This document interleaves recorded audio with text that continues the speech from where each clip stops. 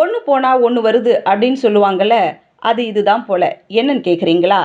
கேரளாவில் மேற்கு நைல் காய்ச்சல் அப்படின்ட்டு ஒரு ஃபீவர் பரவிட்டு வருது. இதனால் அனைத்து மாவட்ட அதிகாரிகளும் உஷாராக இருக்கும்படி அதிரடி உத்தரவு பிறப்பிக்கப்பட்டு வருது. கேரளாவில் கொஞ்ச நாளைக்கு முன்னாடி பறவை காய்ச்சல் அப்படின்ற ஒன்று வந்து இதனால் பல பாதிப்புகள் ஏற்படுமோன்னு சொல்லிட்டு இதனால் பல கோழிகளையும் மற்ற ஒரு சில பறவைகளையும் அழிக்கணுன்ற திட்டமிட்டிருந்தாங்க அப்படின்ட்டு பெரிய பயங்கரமாக வேக வேகமாக வந்துச்சு. இப்போ தான் கேரளாவில் பறவை காய்ச்சல்ன்ற ஒரு விஷயம் சற்று ஓய்ந்த நிலையில் இப்போ பாருங்க மறுபடியும் புதிய வகை நோய் ஒன்று வேகமாக பரவிட்டு வருது அப்படின்ற ஒரு தகவல் வந்திருக்கு. அந்த புதிய வகை நோய்க்கு மேற்கு நைல் காய்ச்சல் அப்படின்ட்டு ஒரு பேர் வச்சிருக்காங்க. திருச்சூர், மலப்புரம் மற்றும் கோழிக்கோடு ஆகிய மாவட்டங்களில் உள்ள சிலர் இந்த காய்ச்சலால் பாதிக்கப்பட்டு மருத்துவமனையில் அனுமதிக்கப்பட்டு இருக்கிறாங்க. இந்நிலையில் மேற்கு நைல் காய்ச்சல் பாதிப்பு இருப்பதை அம்மாநில சுகாதாரத்துறை அமைச்சர் வீணா ஜார்ஜ் உறுதி செஞ்சிருக்கிறாங்க. அதோடு மட்டும் இல்லாமல் அனைத்து மாவட்டங்களும் இருக்கக்கூடிய மாவட்ட நிர்வாகத்தினர் உஷாரா இருக்கும்படி அவங்களுக்கு அறிவுரையும் பண்ணியிருக்காங்க.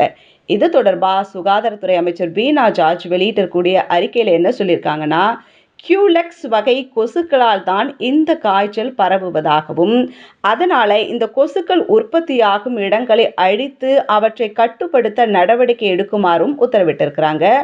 அது மட்டும் இல்லாமல் தலைவலி, காய்ச்சல், தசைவலி, தலை சுற்றல் மற்றும் நினைவாற்றல் இழப்பு இருப்பதை யாராவது உணர்ந்தாங்கன்னா உடனே அருகில் இருக்கக்கூடிய மருத்துவமனைக்கு போயிட்டு சிகிச்சை எடுத்துக்கோங்க அப்படின்னு சொல்லியிருக்கிறாங்க. காலதாமதம் பண்ணாதீங்க அப்படின்றதையும் சொல்லியிருக்கிறாங்க.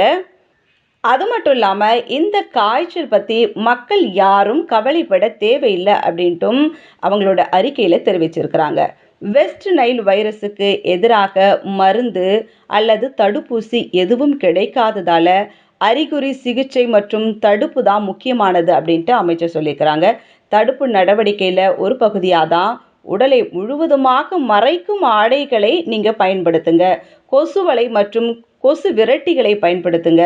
ஒருவருடைய வீட்டை சுற்றுப்புறத்தையும் சுத்தமாக வச்சுக்கோங்க அப்படின்ட்டு பரிந்துரை பண்ணியிருக்கிறாங்க.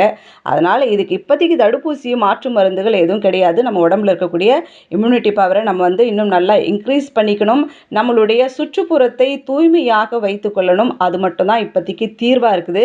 அதனால் அரசு சொல்லக்கூடிய இந்த வழிகாட்டுதலின்படி தொடர்ந்து மக்கள் செஞ்சுட்டு வந்தாங்கன்னா கண்டிப்பாக இந்த வியாதியிலிருந்து, இந்த நோயிலிருந்து தப்பிக்கலாம் அப்படின்ற ஒரு அறிவுரையும் சொல்லியிருக்கிறாங்க. ஸோ அதுக்கேற்ற மாதிரி பார்த்தீங்கன்னா சுற்றுப்புறத்தை தூய்மையாக வைக்கணுன்றது பொதுவான ஒரு காமனான ஒரு விஷயம்.